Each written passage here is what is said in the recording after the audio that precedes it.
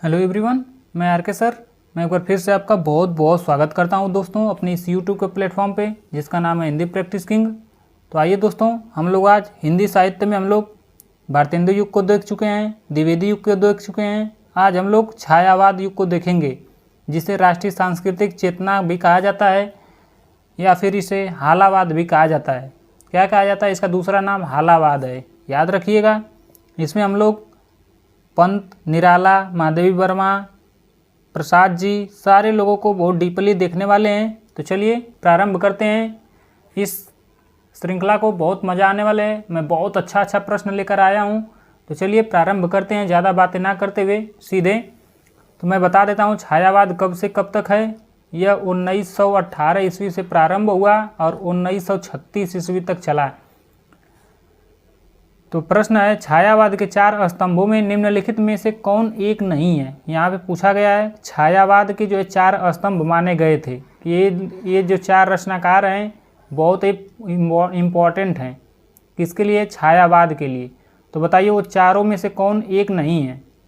पहला ऑप्शन है अज्ञेय जी नहीं है, या निराला जी नहीं है, या फिर सुमित्रानंदन पंत जी नहीं है, या फिर जयशंकर प्रसाद जी नहीं है। तो इसका सही जवाब हो जाएगा ऑप्शन ए। कौन नहीं है? अज्ञेय जी नहीं है। कौन? अज्ञेय जी। अज्ञेय जी कौन है? ये तार सप्तक के प्रवर्तक हैं। कौन है? तार सप्तक के प्रवर्तक हैं। और तार सप्तक की भूमिका में प्रयोगवादी कवियों को इन्होंने राहों का अन्वेषी कहा है। किससे रिलेटेड है? ये तार सप्तक से रिलेटेड है। तार सप्तक से रिलेटेड है, याद रखिएगा। तार सप्तक का प्रकाशन इन्होंने कब किया? 1943 ईस्वी में, याद रखिएगा। अगला प्रश्न है, इस तरह से अज्ञेय जी नहीं है और 4 लोग में कौन कौन है इसके स्तंभ, छायावाद के स्तंभ माने जाते हैं? एक तो निराला जी माने जाते हैं, दूसरे जयशंकर प्रसाद जी माने जाते हैं, तीसरे नंबर पे पंत जी माने जाते हैं और चौथे नंबर पे महादेवी वर्मा जी माने जाती हैं। कौन माने जाती हैं? महादेवी वर्मा जी, याद रखिएगा। अगला प्रश्न है, राम की शक्ति पूजा के विषय में कौन सा कथन गलत है? पहला ऑप्शन है राम को शक्ति पूजा का सुझाव जो है जामवंत ने दिया, या फिर दूसरा ऑप्शन है राम को रावण पर विजय का वरदान देवी से प्राप्त हुआ, तीसरा है राम की शक्ति पूजा का कथानक रामचरितमानस पर आधारित है, या फिर चौथा ऑप्शन है राम की शक्ति पूजा के राम मानव अधिक हैं और ईश्वर कम हैं। तो बताइए इस प्रश्न का सही जवाब क्या होगा। पहले मैं बता दे रहा हूँ कि राम की शक्ति पूजा यह कब रचित है? यह 1936 ईस्वी में रचित है। और इसके रचनाकार कौन है? तो सूर्यकांत त्रिपाठी निराला जी हैं, याद रखिएगा। 1936 में रचित सूर्यकांत त्रिपाठी निराला जी हैं। इसका सही जवाब हो जाएगा, इसमें राम की शक्ति पूजा करने का सुझाव जामवंत ने दिया, बिल्कुल सही बात है। यहाँ पे असत्य पूछा है, कौन गलत है? दूसरा है राम को रावण पर विजय का वरदान देवी से प्राप्त हुआ, बिल्कुल सही बात है। तीसरा है राम की शक्ति पूजा का कथानक रामचरितमानस है, यह गलत बात है। रामचरितमानस नहीं है, बल्कि जो बांग्ला ग्रंथ है कृतवास रामायण उस पर आधारित है। किस पे? बांग्ला ग्रंथ कृतवास रामायण। उस रचना का नाम क्या है? तो उस रचना का नाम कृतवास रामायण है। किस पे आधारित है? कृतवास रामायण पर आधारित है, याद रखिएगा। इस तरह से यहीं एक गलत है, बाकी सब सही है। यहाँ असत्य पूछा है तो यहीं असत्य है। कौन? Option C. Option C is the right answer. और राम की शक्ति पूजा में राम मानव अधिक हैं और ईश्वर कम हैं। देखते हैं ना, कहते हैं लोग राम तुम ईश्वर नहीं हो क्या। अगला प्रश्न है, कामायनी की यह कथा केवल एक फैंटेसी है। कामायनी के संदर्भ में यह कथन किसका है? बताइए। क्या द्वारिका प्रसाद सक्सेना का है, या फिर गजानन माधव मुक्तिबोध का है, या फिर राम स्वरूप चतुर्वेदी का है, या फिर डॉक्टर नागेंद्र जी का है? तो जैसा कि आप लोग ज्ञात ही होगा, कामायनी कितने सर्गों में है? 15 सर्गों में है, याद रखिएगा। और यह किनकी रचना है कामायनी? यह जयशंकर प्रसाद की है। किनकी रचना है? जयशंकर प्रसाद की यह रचना है, याद रखिएगा। और इस प्रश्न का सही जवाब क्या हो जाएगा? यह कथन किसका है? तो यह कथन मुक्तिबोध का है। किनका है? मुक्तिबोध का है, याद रखिएगा। जयशंकर प्रसाद द्वारा यह रचित एक क्या है? महाकाव्य है, और इसे आधुनिक छायावादी युग का सर्वोत्तम और प्रतिनिधि हिंदी काव्य भी महाकाव्य भी इसको जाना जाता है। और प्रसाद जी की यह अंतिम रचना है जो 1935 ईस्वी में प्रकाशित हुई है, याद रखिएगा। इसका रचना काल 1935। और जयशंकर प्रसाद की यह आखिरी रचना है, याद रखिएगा। 15 सर्गों में है। पहला सर्ग इसका चिंता है और आखिरी सर्ग इसका आनंद है। मैं पूरा डीपली बताने वाला हूँ। बाकी हम लोग जयशंकर प्रसाद की कुछ रचनाओं को देख लेते हैं। जयशंकर प्रसाद की रचनाओं को देख लेते हैं। इनकी रचना है उर्वशी पहली है। कौन सी है? उर्वशी। उर्वशी रामधारी सिंह दिनकर जी की भी है और इनकी भी है। यह कब रचित है? 1909 ईस्वी में। दूसरी इनकी रचना वन मिलन है। कौन है? वन मिलन। इसका रचना काल कब है? 1909 में यह भी रचित है। तीसरी इनकी रचना है प्रेम राज्य। कौन सी रचना है? प्रेम राज्य इनकी एक रचना है। यह कब रचित है? यह भी 1909 ईस्वी में रचित है। इसके बाद अयोध्या का उद्धार इनकी एक रचना है। कौन सी रचना है? अयोध्या का उद्धार। अयोध्या का उद्धार। यह कब रचित है? यह 1910 ईस्वी में रचित है। और भी कुछ रचनाएं हैं, हम लोग देख लेते हैं। जैसे इनका अगली रचना है चित्राधार। कौन सी रचना है इसके बाद? चित्राधार है। चित्राधार। यह कब रचित है? 1918 में। बिल्कुल क्रमशः हम बता रहे हैं सारी रचनाओं को। अगली इनकी रचना है झरना नाम से। झरना का प्रकाशन वर्ष या रचना काल कब है? तो 1918 ईस्वी है। इसके बाद इनकी रचना है आंसू। बहुत इंपॉर्टेंट यह रचना है। आंसू का प्रकाशन वर्ष कब है? 1925 है, याद रखिएगा। इसके बाद एक लहर है और एक कामायनी है। लहर का प्रकाशन वर्ष कब है? 1933 ईस्वी है। बाकी बच गया कामायनी, तो आप लोग देख ही रहे हैं 1935। तो याद रखिएगा ये सारी रचनाएं किनकी हैं? जयशंकर प्रसाद की हैं। और भी हम लोग देख लेते हैं कामायनी के विषय में किसने क्या कहा। जैसे डॉक्टर नागेंद्र ने कामायनी को मानव चेतना के विकास का महाकाव्य कहा है कि यह महाकाव्य क्या है? मानव चेतना का विकास है।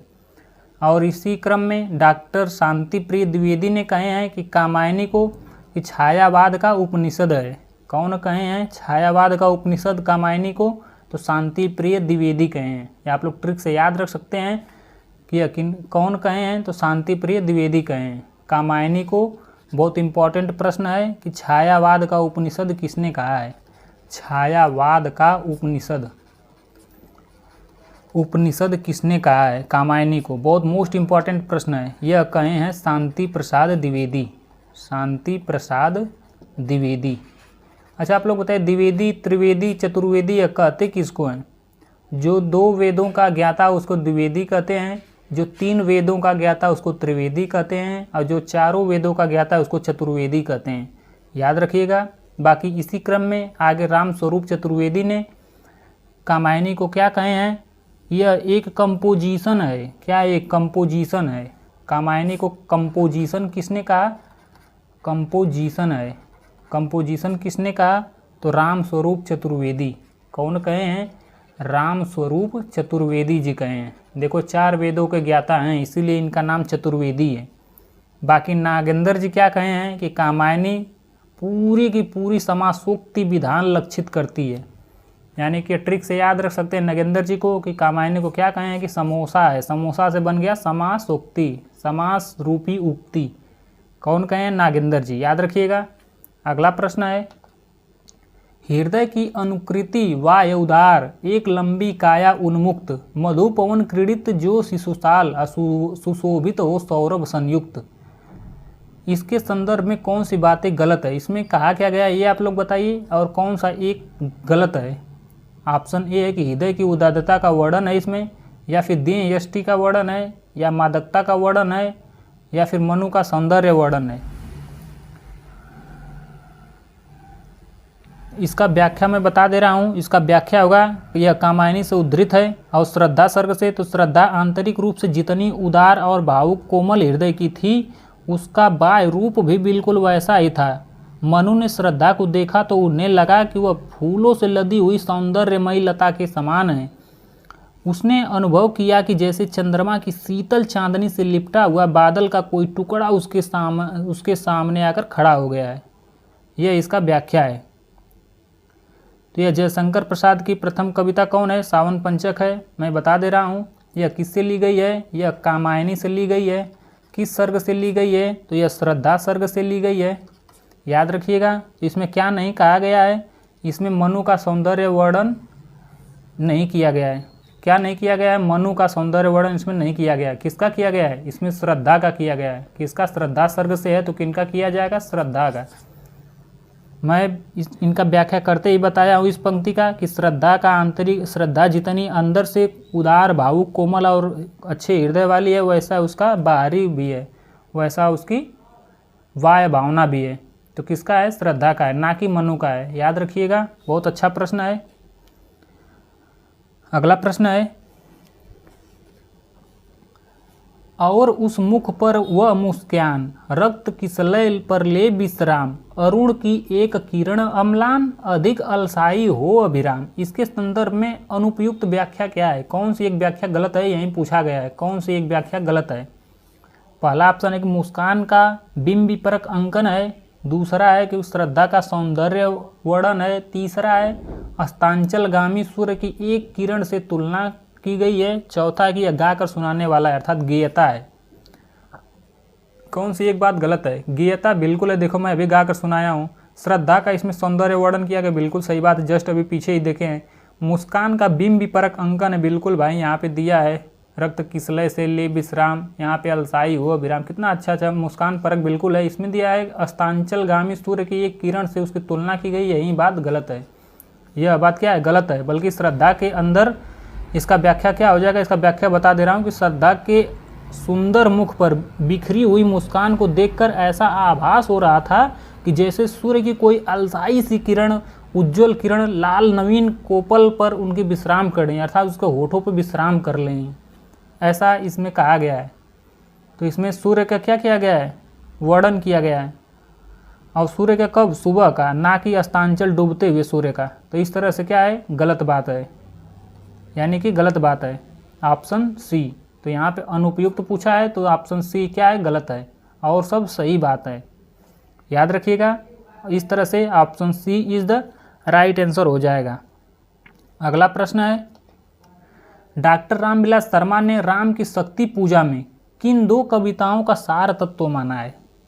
पहला है जागो फिर एक बार और बादल राग, या फिर दूसरा ऑप्शन है तुलसी व सरोज स्मृति, या तीसरा ऑप्शन है सरोज स्मृति व जूही की कली, या चौथा ऑप्शन है तुलसीदास व कुकुरमुत्ता। बताइए रामविलास शर्मा ने राम की शक्ति पूजा में किन दो कविताओं का सार तत्व माना है? इसका सही जवाब हो जाएगा ऑप्शन बी, तुलसी व सरोज स्मृति। यही दोनों कविताओं का क्या इसमें सार तत्व माना गया है। किसमें? ऑप्शन बी में। सूर्यकांत त्रिपाठी निराला ने, जिनका समय है 1897 से 1962, सूर्यकांत त्रिपाठी निराला का, निराला को हिंदी के मुक्त छंद का प्रवर्तक माना जाता है। ये बहुत मोस्ट इंपॉर्टेंट प्रश्न है। किनको? निराला। राम की शक्ति पूजा किनकी है? सूर्यकांत त्रिपाठी निराला की है। निराला की। यह प्रश्न पूछा गया कि छायावाद में किसको मुक्तक छंद का प्रस्तोता या फिर उसके प्रवर्तक माने जाते हैं? मुक्तक छंद के प्रवर्तक। तो याद रखिएगा निराला जी हैं। बहुत मोस्ट इंपॉर्टेंट प्रश्न है, इसको स्टार लगा लीजिएगा और अपने कॉपी में नोट्स कर लीजिएगा। किनको माना गया है? तो निराला जी को माना गया। क्या माना गया है? मुक्तक छंद के प्रवर्तक। मुक्तक छंद के प्रवर्तक, छंद के प्रवर्तक हैं। याद रखिएगा। आज का वीडियो थोड़ा सा लंबा हो सकता है, लेकिन बहुत इंपॉर्टेंट प्रश्नों की श्रृंखला है, कोई बात नहीं है। और निराला जी को दूसरी बात, निराला जी को कवित्व को हिंदी, जो निराला ने कवित्व को क्या माना है? हिंदी का जातीय छंद कहें। किनको? कवित्व को क्या कहें? हिंदी का जातीय छंद है। और निराला की महत्वपूर्ण काव्य कृतियों को हम लोग थोड़ा सा देख लेते हैं ओरली। बाकी मैं अभी बहुत सारे प्रश्न कराने वाला हूँ, बिल्कुल डीपली देखेंगे हम लोग। निराला की कौन कौन सी रचना है? एक तो अनामिका है, परिमल है, गीतिका है। चलिए हम लोग लिख ही दे रहे हैं ताकि बार बार लिखने से याद होगा। भले वीडियो बड़ा हो कोई बात नहीं। निराला की कौन कौन सी रचना है हम लोग थोड़ा सा देख लेते हैं। कलर डार्क नहीं है, थोड़ा सा डार्क मैं कलर कर ले रहा हूँ। कौन कौन सी रचना है? एक तो इनकी अनामिका है। कौन सी रचना है? अनामिका। दूसरी इनकी रचना कौन सी है? परिमल, गीतिका। यह काव्य संग्रह है सब।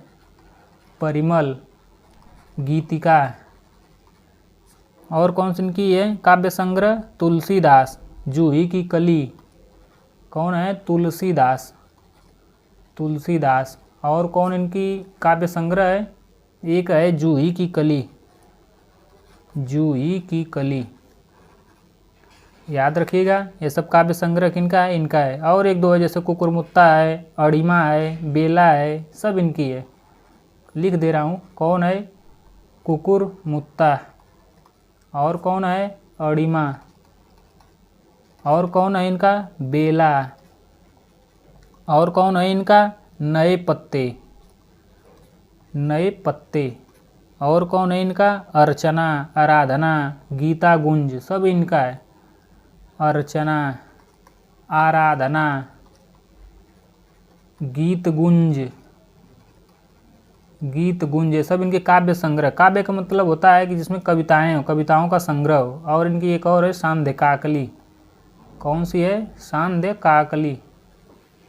याद रखिएगा, ये सब किनका काव्य संग्रह है? यह सब निराला जी का क्या है? काव्य संग्रह है, काव्य संग्रह। याद रखिएगा, बहुत मोस्ट इम्पॉर्टेंट प्रश्न है, इसलिए मैं इसको बता दिया। अगला प्रश्न है, राम की शक्ति पूजा। अब तो आप लोग समझ ही गए होंगे, 1935 में रचित। किनके द्वारा? निराला के द्वारा।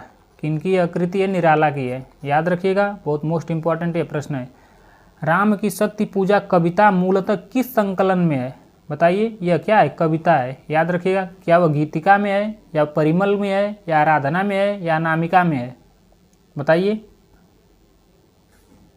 इसका सही जवाब हो जाएगा अनामिका में है। किस में है? अनामिका में है। याद रखिएगा, अनामिका के दो भाग प्रकाशित हुए, यानी दो संस्करण है। कौन? एक तो 1923 ईस्वी में इसका फर्स्ट संस्करण आया था। क्या था इसका? फर्स्ट संस्करण। यहाँ पर मैं लिख दे रहा हूँ, फर्स्ट संस्करण है। और इसका दूसरा संस्करण कब आया था? 1938 में आया था। इसी में संकलित है यह, सेकेंड एडिशन में। किसमें है? सेकेंड एडिशन में है। और यह राम की शक्ति पूजा 35 में, 36 में इसका हुआ ना, 36 में। तो इसका सही जवाब हो जाएगा option D is the right answer. कौन हो जाएगा? Option D. अगला प्रश्न है, राम की शक्ति पूजा में, मैं बार बार लिख रहा हूँ ताकि आपको याद हो जाए, यह किनकी है? निराला की है। सूर्यकांत त्रिपाठी, निराला।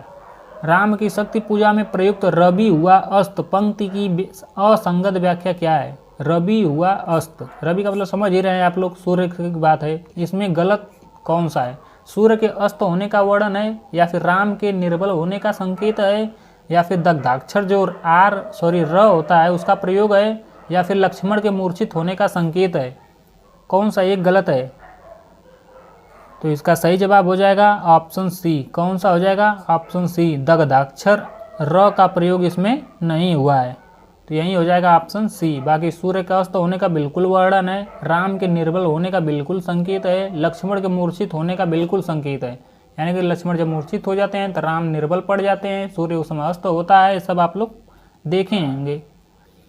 राम की शक्ति पूजा का कथानक किससे लिया गया है? आप लोग जानते हैं, पहला प्रश्न था कि बांग्ला ग्रंथ कौन सा? कृतवास रामायण। किससे है? बांग्ला ग्रंथ कृतवास रामायण से है। किससे है इसका? कौन सा ग्रंथ है? बांग्ला ग्रंथ। बांग्ला ग्रंथ कौन सा है? कृतवास रामायण है। कौन सा? कृतवास रामायण। याद रखिएगा, कृतवास रामायण से है।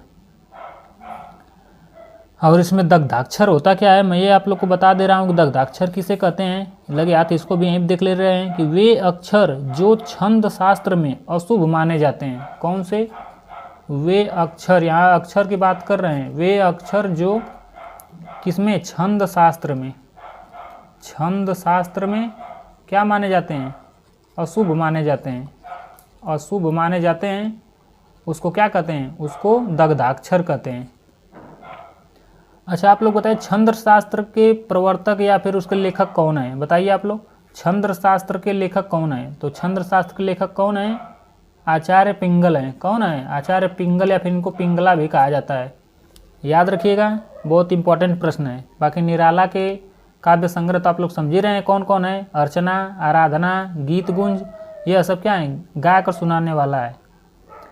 अगला प्रश्न है, निम्नलिखित में से क्या स्वच्छंदतावादी साहित्य का प्रमुख विशेषता नहीं है? बताइए कौन है जो स्वच्छंदतावादी एक विशेषता नहीं रखता है? पहला है, यह बाह्य जगत को अधिक महत्व देता है।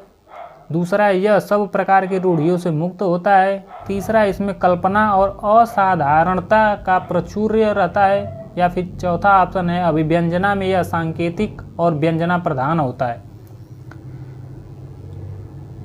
तो इसका सही जवाब हो जाएगा, यह बाह्य जगत को अधिक महत्व देता है। यहीं एक बात नहीं है, यहाँ पे दिया है विशेषता कौन एक नहीं है।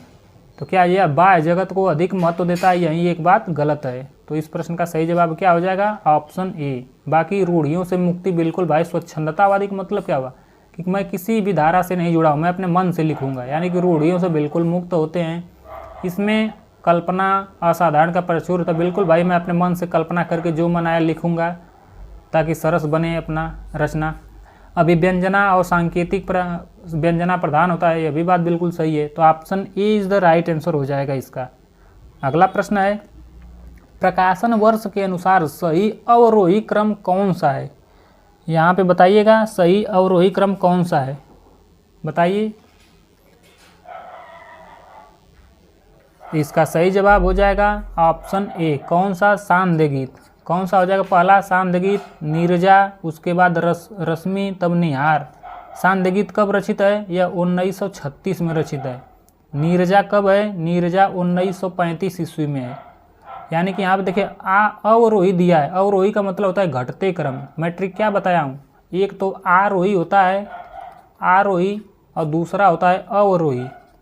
मैं ट्रिक कैसे बताया उसको याद करने के लिए, यह 3 अक्षर है, 1 2 3 अक्षर है ना, तो इसका मतलब हुआ कि 3 अक्षर, तो इसको 4 5 6 7 बढ़ते क्रम में ले जाएं। यानी कि आरोही का मतलब बढ़ते क्रम, और यहाँ 4 अक्षर दिया तो इसको घटाओ, 3 2 1 0 ऐसे, तो यह क्या हो जाएगा? अवरोही। तो यहाँ पे दिया है अवरोही दिया है, यानी घटते क्रम में। तो 1936, इसका 1935, और इसके बाद में रश्मि आई 1932 में, इसके बाद निहार कब है? 1930 में। देख रहे हैं, घटते क्रम में। तो इस तरह से option A is the right answer हो जाएगा। इस प्रश्न का सही जवाब क्या हो जाएगा? ए हो जाएगा, याद रखिएगा। चलिए अगले प्रश्नों की ओर बढ़ चलते हैं हम लोग। अगला प्रश्न है, जयशंकर प्रसाद रचित कामायनी में सर्गों की संख्या कितनी है? बताइए, क्या इसमें 15 सर्ग हैं, या फिर 13 सर्ग हैं, या फिर 21 सर्ग हैं, या फिर 24 सर्ग हैं? बताइए इस प्रश्न का सही जवाब क्या होगा? इस प्रश्न का सही जवाब हो जाएगा ऑप्शन ए। कितने सर्ग हैं इसमें? 15 सर्ग हैं। याद रखिएगा कौन कौन सर्ग हैं। यह बीपीएससी तैयारी 3.0 में आया हुआ प्रश्न है कि कामायनी में कितने सर्ग होते हैं। कितने होते हैं? 15 सर्ग होते हैं। बहुत ही मोस्ट इम्पॉर्टेंट है।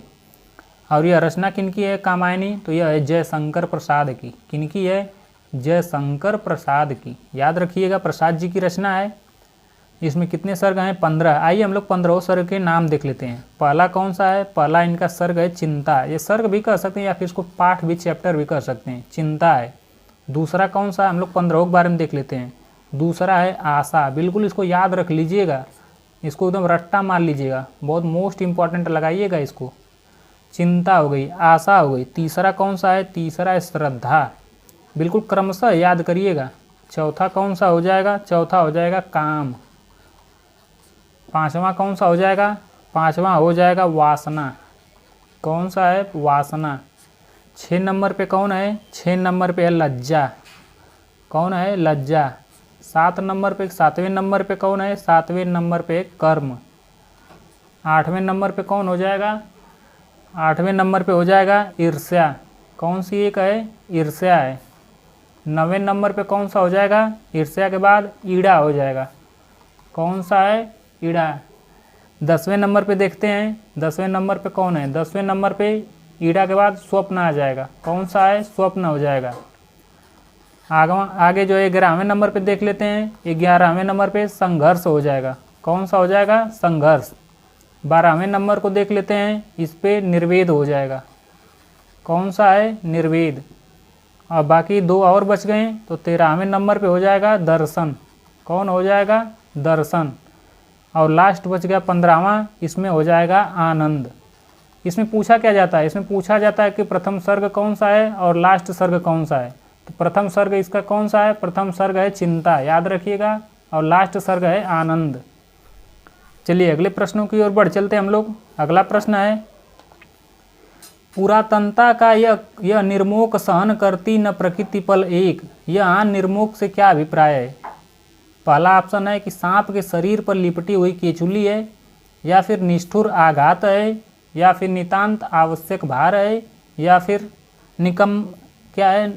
निकम्पनता है, या निकम्मे जो लोग रहते हैं ऐसे भी कर सकते हैं। तो बताइए निर्मोक का मतलब क्या है, बताइए। पहले तो आप लोग जान लीजिए कि यह पंक्तियाँ हैं किनकी। यह पंक्तियाँ हैं जयशंकर प्रसाद की। किनकी हैं? जयशंकर प्रसाद की। जयशंकर प्रसाद की हैं, तो कौन से इनके द्वारा रचित ग्रंथ से हैं? यह जो है जयशंकर की जो कौन सा है महाकाव्य है, इनका महाकाव्य कामायनी है। कौन सा है? कामायनी, उसी से ली हुई पंक्तियाँ हैं।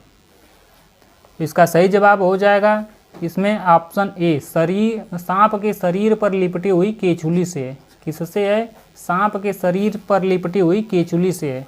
याद रखिएगा, option A is the right answer. अगला प्रश्न है, निम्नलिखित विकल्पों में किसका संबंध रामधारी सिंह दिनकर से है? बताइए। क्या कामाध्यात्म की समस्या से, या फिर पौराणिक प्रसंग में भारत चीन युद्ध का युगीन संदर्भ है, या फिर युद्ध वर्णन से, या फिर सुधारवाद से? बताइए। नीचे कूट दिया हुआ है। इस प्रश्न का सही जवाब हो जाएगा ऑप्शन बी। कौन कौन हो जाएंगे? कामाध्यात्म की समस्या से, यहाँ पे दिया किससे है, यहाँ पे नहीं दिया है। कौन सा? नहीं शब्द नहीं आया है, इसलिए कौन कौन है यहीं पूछा गया है। कामाध्यात्म की समस्या बिल्कुल दिनकर जी में। पौराणिक प्रसंग में भारत चीन युद्ध का युगीन संदर्भ बिल्कुल है, इनके जितने भी रचनाएं उनमें देखा जाता है। युद्ध वर्णन बिल्कुल देखा जाता है, जहाँ पौराणिक प्रसंग आएगा वहाँ भारत चीन युद्ध हो ही जाएगा। तो क्या हो जाएगा? ऑप्शन ए, बी और सी तीनों। तो तीनों किसमें है? तीनों ऑप्शन बी में है। किसमें है? ऑप्शन बी में। इस तरह से ऑप्शन बी बिल्कुल सही जवाब है। क्यों? क्योंकि जो इनका युद्ध दर्शन हम लोग किसमें युद्ध के बारे में देखते हैं इनकी रचनाओं को, तो इनकी एक रचना है कुरुक्षेत्र, उसमें भी देखते हैं हम लोग। कुरुक्षेत्र में रामधारी सिंह दिनकर की जो रचना है, इसमें भी भारत चीन युद्ध से रिलेटेड बातें बताई गई हैं। हुंकार में भी है, रश्मि रथी में भी है, और परशुराम की प्रतीक्षा इनकी रचना है उसमें भी है। सारे में क्या युद्ध दर्शन देखा जाता है, यानी कि युद्ध का वर्णन किए हैं। कौन? दिनकर जी। इस तरह से ऑप्शन ए, बी, सी सही बात हो जाएगा। अगला प्रश्न है, भारतीय संस्कृति के मूल उपादानों का ऐतिहासिक विकास प्रस्तुत करने वाला प्रसिद्ध ग्रंथ जो संस्कृति के 4 अध्याय है, यह किसके द्वारा लिखा गया? क्या रामविलास शर्मा के द्वारा लिखा गया, या रामधारी सिंह दिनकर के द्वारा लिखा गया, या फिर जयशंकर प्रसाद के द्वारा, या फिर शांति प्रिय द्विवेदी के द्वारा? इसका सही जवाब हो जाएगा ऑप्शन बी। किनके द्वारा? दिनकर जी के द्वारा लिखा गया। संस्कृति के 4 अध्याय हैं, याद रखिएगा। संस्कृति के 4 अध्याय किनकी रचना है? तो रामधारी सिंह दिनकर जी की रचना है, याद रखिएगा। इसका सही जवाब ऑप्शन बी हो जाएगा। कौन सा हो जाएगा? Option B. लगे हाथ हम लोग सारे लोगों की रचनाओं हम लोग देख लेते हैं, जितने भी यहाँ पे कवि दिए हुए हैं। जैसे रामविलास शर्मा, इनकी आइए कुछ रचनाओं को हम लोग देख लेते हैं। इसके बाद हम लोग जयशंकर प्रसाद की रचनाओं को देख लेंगे, शांति प्रिय द्विवेदी की रचनाओं को देख लेंगे। थोड़ा सा वीडियो लंबा होगा, लेकिन कोई बात नहीं, फ़ायदा होना चाहिए। तो आइए देखते हैं सर्वप्रथम रामविलास शर्मा की कुछ ग्रंथ या रचनाओं को। जैसे इनका एक ग्रंथ है प्रेमचंद्र नाम से। कौन सा है? प्रेमचंद। दूसरी इनका कौन सा ग्रंथ है? दूसरा इनका है एक, कौन सा है? भारतेंदु युग। कौन सा है? भारतेंदु युग। तीसरा इनका ग्रंथ कौन सा है? निराला का साहित्य। किस नाम से लिखें? निराला का साहित्य नाम से। निराला का साहित्य। अगली इनका कौन सा ग्रंथ है? अगला है प्रगतिशील साहित्य की समस्याएं। कौन सा है? प्रगतिशील साहित्य की समस्याएं। प्रगतिशील साहित्य की समस्याएं। इनका अगला ग्रंथ कौन सा है? हिंदी जाति का साहित्य। कौन सा है? हिंदी जाति का साहित्य। एक ग्रंथ इनका और बचा है, उसको भी हम लोग देख लेते हैं। भारतीय सौंदर्य बोध और तुलसीदास। कौन है? एक है भारतीय सौंदर्य बोध और तुलसीदास तुलसीदास। ये सारे ग्रंथ किनका है? यह सारा ग्रंथ रामविलास शर्मा का है, याद रखिएगा। बाकी जयशंकर प्रसाद ने कौन कौन लिखे?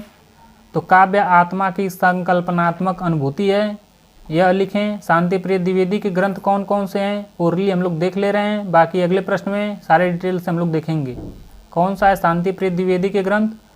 एक तो है कवि और काव्य, नेक्स्ट है साहित्यिक जीवन यात्रा, और नेक्स्ट है संचारिणी, उसके बाद है युग और साहित्य, समसामयिकी, धरातल, सांकल्य, वृत्त और विकास। यह सब रचनाएं शांति प्रिय द्विवेदी की हैं। अगले प्रश्नों में हम लोग डिटेल से देखेंगे। इस प्रश्न का सही जवाब ऑप्शन बी हो जाएगा। अगला प्रश्न है, रामधारी सिंह दिनकर के अनुसार कुरुक्षेत्र में किसका आलंबन लेकर उन्होंने महत्वपूर्ण प्रश्न को कृति में उपस्थित किया है? क्या देश की जनता का, या फिर अर्जुन और द्रौपदी का, या फिर राधा और कृष्ण का, या फिर भीष्म और युधिष्ठिर का? बताइए, कुरुक्षेत्र में किसका आलंबन लेकर इन्होंने महत्वपूर्ण प्रश्न को कृति में उपस्थित किए हैं? किस कृति की बात हो रही है यहाँ पे? रामधारी सिंह दिनकर द्वारा रचित कुरुक्षेत्र की बात हो रही है। किसकी बात हो रही है? कुरुक्षेत्र की बात हो रही है। तो बताइए, इसका सही जवाब हो जाएगा ऑप्शन डी, भीष्म और युधिष्ठिर का। किसका हो जाएगा? भीष्म और युधिष्ठिर का, क्योंकि कुरुक्षेत्र का प्रतिपाद्य यह है कि अधर्म पाप के नाश व शांति प्राप्ति हेतु यदि आवश्यक हो तो युद्ध का भी सहारा लेना चाहिए। ऐसा कौन कहते हैं? ऐसा रामधारी सिंह दिनकर जी कहते हैं। तो इसका सही जवाब हो जाएगा ऑप्शन डी। अगला प्रश्न है, आत्मा का संग्राम आत्मा से और देह का संग्राम देह से जीता जाता है। दिनकर का यह कथन किस कृति के संदर्भ में कहा गया है? क्या रश्मिरथी के संदर्भ में, या फिर उर्वशी के, या कुरुक्षेत्र के, या ओंकार के? ये सारी रचनाएं दिनकर जी की हैं। एक प्रश्न से दो निशाना हम लोग साध रहे हैं, एक तो उनकी रचनाओं को देख ले रहे हैं, दूसरा यह प्रश्न भी हल कर ले रहे हैं। तो इसका सही जवाब हो जाएगा ऑप्शन सी। किससे ली गई हैं? कुरुक्षेत्र से ली गई हैं। याद रखिएगा, कुरुक्षेत्र कब इसका जो प्रकाशन हुआ? तो 1946 ईस्वी में इसका प्रकाशन हुआ। यह है क्या कुरुक्षेत्र? यह एक प्रबंध काव्य है। क्या है? प्रबंध काव्य है। मैं बता चुका हूँ प्रबंध काव्य किसे कहा जाता है। प्रबंध काव्य उसे कहा जाता है जैसे कोई एक कहानी या विधा जो चलती जाती है, जैसे एक कहानी शुरू से अंत तक चलती है और बीच बीच में छोटी छोटी कहानियाँ आकर जुड़ जाती हैं, उसे प्रबंध काव्य कहा जाता है। तो इसका सही जवाब हो जाएगा ऑप्शन सी। कौन सा? Option C. और कुरुक्षेत्र जो इनका ग्रंथ है, इसको और क्या कहा जाता है? तो इसको आधुनिक युग का गीता कहा जाता है। क्या कहा जाता है? आधुनिक युग का गीता। आधुनिक युग का गीता किसे? कुरुक्षेत्र को कहा जाता है। याद रखिएगा। अगला प्रश्न है, प्रस्तुत पंक्तियां किस कृति से ली गई हैं? पंक्तियां इस प्रकार हैं कि इस वैयक्तिक भोगवाद से फूटी विष की धारा तड़प रहा है जिसमें पढ़ के मानव समाज यह सारा। क्या यह सरोज स्मृति से ली गई हैं, या फिर राम की शक्ति पूजा से ली गई हैं, या फिर कामायनी से ली गई हैं, या फिर कुरुक्षेत्र से ली गई हैं? तो इसका भी वहीं पुराना वाला जवाब हो जाएगा ऑप्शन डी। किससे ली गई हैं? कुरुक्षेत्र से। यह कब रचित है? 1946 में। यह है क्या? यह प्रबंध काव्य है। क्या है? प्रबंध काव्य है। इसको आधुनिक युग का क्या कहा जाता है? गीता कहा जाता है। याद रखिएगा। अगला प्रश्न है, सबको मुक्त प्रकाश चाहिए, सबको मुक्त समीरण, बाधा रहित विकास, मुक्त आशंकाओं से जीवन। ये पंक्तियां किस कृति से ली गई हैं? क्या अंधा युग से ली गई हैं, या सरोज स्मृति से, या कुरुक्षेत्र से, या फिर राम की शक्ति पूजा से?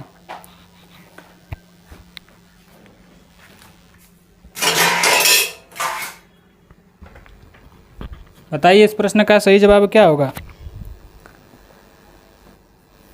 इसका सही जवाब हो जाएगा option C is the right answer. कौन से पंक्तियाँ किससे ली गई हैं? कुरुक्षेत्र से ली गई हैं। मैं तीनों प्रश्न किससे कराया हूँ? कुरुक्षेत्र से। इसी तरह हम लोग दिनकर जी की सारी जितनी भी रचनाएं हैं सबको हम लोग देखेंगे। किससे ली गई हैं? कुरुक्षेत्र से। Option C is the right answer.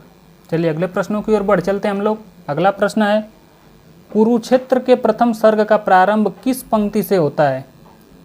क्या देश की इज्जत बताने के लिए, या फिर ईश जाने देश की लज्जा विषय से, या फिर वह कौन रोता है वहाँ, या फिर तत्व है कि कोई और है?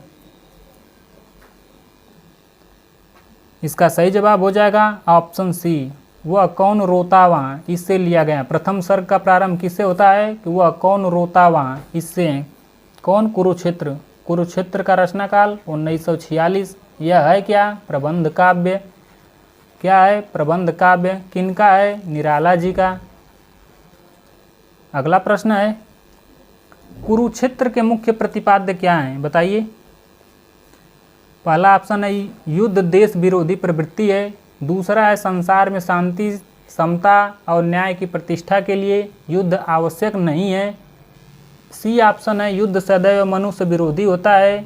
या डी ऑप्शन है जब तक संसार में सद्भावना, शांति, समता और न्याय की प्रतिष्ठा नहीं होती तब तक युद्ध अनिवार्य है। तो इसका सही जवाब हो जाएगा ऑप्शन डी। क्या हो जाएगा? Option D. जब तक संसार में सद्भावना है, शांति है, समता है और न्याय की प्रतिष्ठा नहीं हो जाती है तब तक युद्ध क्या है? अनिवार्य है। ऐसा किस में कहा गया है? ऐसा कुरुक्षेत्र में कहा गया है। अगला प्रश्न है, रश्मि लोक के रचयिता कौन है? क्या माखनलाल चतुर्वेदी जी हैं, या नागार्जुन जी हैं, या रामधारी सिंह दिनकर जी हैं, या फिर हरिवंश राय बच्चन जी हैं? इस प्रश्न का सही जवाब हो जाएगा ऑप्शन सी। किनका है? रामधारी सिंह दिनकर जी का है। Option C is the right answer. यह कब रचित है रश्मि लोक? यह 1974 ईस्वी में रचित है। और यह दिनकर जी का क्या है? अनुदित रचना है। अनुदित का मतलब होता है अनुवादित रचना। क्या है? अनुदित रचना है, यानी किसी दूसरी रचना को क्या करें? अपने भाषा में अनुवाद कर दिए।